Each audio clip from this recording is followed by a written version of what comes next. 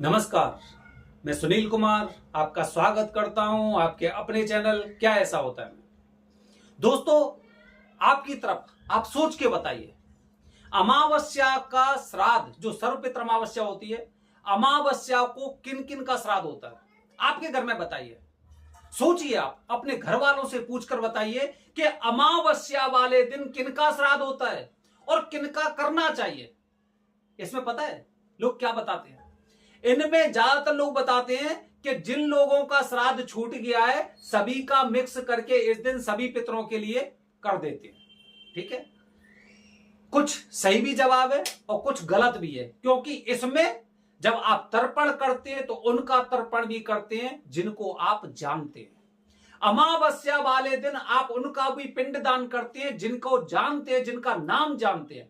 और काफी लोग हो सकता है अपने पिताजी का नाम जो अपनी तिथि पर कर चुके हैं, जो श्राद्ध कर चुके हैं उनकी तिथि वाले दिन उनका भी नाम लेते हैं। समझ रहे हैं? तो ये थोड़ा सा जानकारी ऐसी है दोस्तों कि हमें ना हमेशा सोचना चाहिए कि आखिरकार कौन सी तिथि होती है और किस तिथि पर किनका कार्य किया जाता है। सर्वपितृ अमावस्या,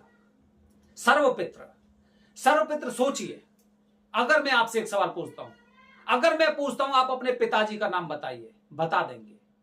मैं पूछता हूं आप अपने दादाजी का नाम बताइए, बता देंगे। ऐसे ही करके अगर मैं 4-5 पीढ़ी और आगे की तरफ चलता हूं तो शायद उसके पश्चात आप नाम नहीं बता पाएंगे। तो आपने तर्पण किसके लिए किया? नहीं पता। आपने पिंडदान किसके लिए किया? नहीं किया।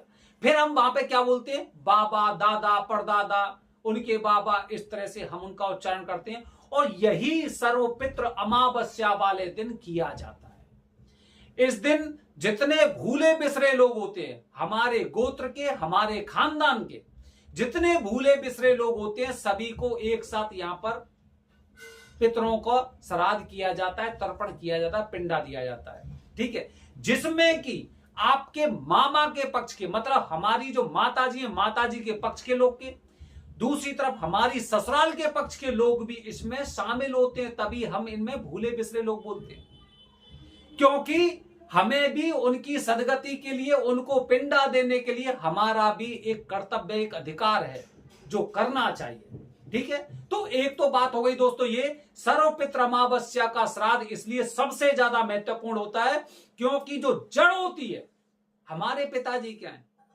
टहनियां मान ली, जो टहनी होती है, तना मान लो, लेकिन जड़ दिखाई नहीं दे रही किसी को। जड़ के बारे में किसी नहीं पता है कि वो जड़ कितनी गहरी है। तो इसीलिए मुख्य रूप से होती है जड़। तो सबसे पहले हमें इसीलिए सर्वपितृ अमावस्या को श्राद्ध किया जाता है, क्योंकि जिससे कि जिनको हम नहीं जानते कि इतना बड़ा पेड़ कैसे खड़ा हुआ है, उनको सदगति मिल सके, उनको पिंडा मिल सके और शास्त्रों के अनुसार उनके कार्य जो बताए गए हैं हमारे कर्तव्य के अनुसार वो हम करवा सके। एक तो हो गई ये। इसके अलावा दोस्तों, घर परिवार में पहले हमारे समाज में, हमारे शास्त्रों के अनुसार घर में एक गाय अवश्य होती थी। घर के बाहर कुत्ता बैठा रहता था। जब भी खाना खाते तो कम से कम उसे आधी रोटी तो जरूर खिलाते थे। हमेशा यही होता था। बकरियां होती थी, गाय होती थी, भैंस होती थी, इस तरह की। पहले के लोग शुरुआत में आपने देखा होगा, छोटे छोटे टुकड़े करके खाना खाने से पहले बाहर छत पर फेंक के आते थे। पक्षियों के लिए कबूतर होते थे, पक्षियां आते थे हमारे छत पर। और जब भी हम खाना खाते तो हम अक्सर देखते थे कि खाना खाते समय ये पक्षी कहां से आ जाते हैं, क्योंकि उन्हें भी समय के बारे में पता था। कभी जब हम एक वृक्ष के नीचे बैठते थे, नीम का वृक्ष, उसमें से दातुन तोड़ रहे हैं, वो हिल रहा है, उसकी हवा से हमें शीतलता प्रदान हो रही है, हमें सुख प्राप्त हो रहा है। क्योंकि पहले इतना उपकरण नहीं थे, एसी वगैरह नहीं थे, इतने बड़े बड़े कूलर वगैरह, पंखा नहीं थे। वृक्षों की छांव में रहते थे। वृक्षों की छांव में जब उनकी हवा चलती थी, मन में शीतलता, ठंडक पहुंचती थी, हमें सुख प्राप्त होता था। तो हमारे जीवन में अगर किसी से भी सुख प्राप्त हुआ है, हमारे जीवन में किसी से भी सुख प्राप्त हुआ है, चाहे वो आपके घर में गाय हो, चाहे वो पक्षी हो, चाहे बाहर बैठा हुआ एक कुत्ता हो, या फिर आपका पड़ोसी हो, जिस वृक्ष के नीचे आपने बैठे हैं, आपको पसीने में आनंद प्राप्त हुआ है, वो हो, या फिर आपके साथ शेयर करने वाला आपका कोई नौकर तुल्य, आपका सेवक हो, जो अभी इस पृथ्वी पर मौजूद नहीं है, उनके लिए सर्वपित्र अमावस्या को श्राद्ध करना चाहिए। सर्वपित्र अमावस्या को श्राद्ध, जिनसे भी आपका जीवन, जैसे हमारा शरीर पंच तत्व से जुड़ा हुआ है, पंच तत्व से, इसीलिए अगर हम आंख बंद करके सोचते हैं, आंख बंद करके, तो हमारे शरीर पर काफी एकदम बेड़ी दिखाई देती है, जिसे हमें जकड़ रखा है। पिताजी, दादाजी, परबाबा, दादा, परदादा, घर के जानवर, कुत्ते, कौवा, पक्षी, बंदर, जाने कितने ऐसे हैं जिनसे हमारा शरीर बंधा हुआ है। और जब हम ये लोग छोड़कर जाते हैं, तो कहीं ना कहीं इन सब चीजों से हमें आनंद प्राप्त हुआ था, इन चीजों से आनंद प्राप्त हुआ था। तो इसीलिए जब ये चीज आपको छोड़कर जाती है, ये इनमें से कोई भी चीज जब आपसे छूटती है, तो फिर इनको, जो हमें आनंद प्राप्त हुआ है, उसको सदगति प्रदान करने के लिए एक कहते ना कि उस समय उसे जो जरूरत है, जरूरत के अनुसार उनका आचमन, मतलब एक तरह से उनकी इच्छा पूरी करने की जो उनका हक बनता है, जो ऋण बनता है, उसे चुकाने के लिए हमें एक कार्य जरूर करना चाहिए। 16 दिन में पूर्णिमा से लेकर अमावस्या तक सबसे बड़ा मुहूर्त बताया जाता है सर्वपित्र अमावस्या का, क्योंकि अभी तक हमने जो भी कार्य किए वो किसके लिए किए? जो हमारे गोत्र के हैं, हमारे गोत्र के पिताजी या दादाजी या उनके दादाजी या उनके पिताजी वगैरह, यही तो किया है। और क्या किया है? इसके अलावा केवल हमारा जीवन यहीं तक सीमित नहीं था, बल्कि हमारा जीवन किन तक सीमित था? हमारा जीवन इन सभी लोगों से सीमित था। इसीलिए दोस्तों, इनका हमारे ऊपर ऋण होता है, इनका हमारे ऊपर कर्जा होता है, इनका हमारे ऊपर अधिकार होता है उन चीजों को लेने का। तो हमें वो चीज इनको देनी चाहिए। सोचिए आप अपने दादाजी के बारे में, अपने परबाबा के बारे में, जब उस समय ऐसे उपकरण नहीं होते थे, छांव में ही बैठते थे ना, सावन के महीने में झूले पे झूलते थे ना, कितनी गायों को एक साथ खेत में चराने जाते थे, कितनी गायों का दूध निकालते थे, बकरियां होती थी, कुत्ते थे, आसपास के लोग थे, समाज था, गांव था पूरा, कैसा भाईचारा था, कैसे लोग थे।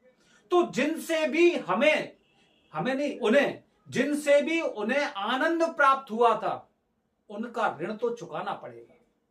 इसीलिए सर्वपित्र अमावस्या दोस्तों, जो अनचाहे लोग होते हैं, अनचाहे लोग, उनको पिंडा देने के लिए, तर्पण करने के लिए ये अमावस्या बहुत महत्वपूर्ण मानी जाती है। तो नाम नहीं ले सकते आप, नाम नहीं है, उस गाय का नाम नहीं था, उस कुत्ते का नाम नहीं था, उस पीपल के, उसके नीम के पेड़ का नाम नहीं था। नाम किसका? वृक्ष। याद आ रहा है मुझे, या फिर कोई जानवर हो गया। तो भूले बिसरे में ये सारे के सारे लोगों का, जानवरों का, वृक्षों का स्मरण किया जाता है, और सोच सोच के उनके लिए तर्पण भी करते हैं, पिंड दान भी करते हैं। दोस्तों, सर्वपित्र अमावस्या के बारे में आपको, इसके बारे में कोई इतना ज्यादा नहीं बता सकता। जब आप आंख बंद करके मेरी वीडियो सुनने के बाद, मेरी वीडियो देखने के बाद जब इस पर चिंतन करेंगे, तो आप समझेंगे कि हमारा जीवन, हमारा शरीर कितनी बेड़ियों से है। हमें अपने बच्चों से लगाव है। बच्चे जब तुतला कर बोलते हैं तो कितना मन में एकदम ठंडक सी पहुंचती है। बच्चे जब क्लास में टॉप आते हैं, कितना अच्छा लगता है। हमारे माता पिता हमें गिफ्ट देते हैं, कितना अच्छा लगता है। हमारे यार दोस्त जब हमारी पीठ थपथपाते हैं, कितना अच्छा लगता है। जब हम किसी कुत्ते को बिस्कुट डालते हैं, कितना अच्छा लगता है। कोई गाय वगैरह होती है, अगर हम उसकी सेवा करते हैं, कितना अच्छा लगता है। तो ये इनका सभी का मेरे ऊपर ऋण है, कर्ज है, जो किसे चुकाना पड़ेगा? मेरे बच्चे चुकाएंगे इसे मेरे जाने के बाद। यही सत्य है। और मेरे बच्चे तो इसे चुका देंगे, लेकिन और आने वाली पीढ़ी में, 10 पीढ़ी बाद, मैं अनजान हो जाऊंगा उनके लिए। अनजान मतलब जिनका वो स्मरण नहीं कर पाएंगे। स्मरण नहीं कर पाएंगे तो फिर उस दिन अमावस्या को, सर्वपित्र अमावस्या को इस तरह का श्राद्ध होगा, जिससे मेरे साथ साथ जो मुझसे जुड़े हुए हैं उनको भी तर्पण मिलेगा, पिंडा भी मिलेगा, और सारे कार्य शास्त्रों के अनुसार होंगे। इस तरह दोस्तों सर्वपित्र अमावस्या सबसे बड़ा माना जाता है और इस दिन किया गया कोई भी कार्य बहुत शुभ माना जाता है। बने रहिए हमारे चैनल के साथ दोस्तों। हर हर महादेव। हरि ओम।